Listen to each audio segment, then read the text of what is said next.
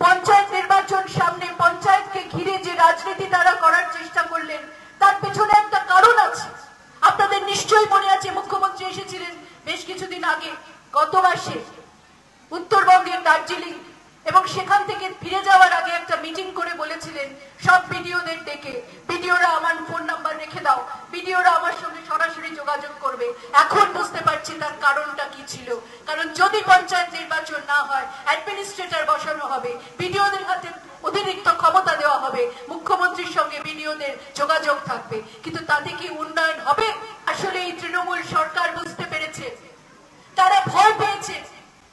তিনটে উপনির্বাচনে তারা দেখেছেন, একটিতে তারা জিতলেও বাকি দুটিতে তারা 3 নম্বর স্থানে পৌঁছে গেছেন। অতএব পঞ্চায়েতে যদি হেরে যান তাহলে আগামী লোকসভায় জিততে পারবেন না, ভয় ধরে গেছে, তাই থামানোর চেষ্টা করছেন। পঞ্চায়েত নির্বাচন করা যাবে না, যেভাবে ও আটকাও, যেভাবে ও আটকাও।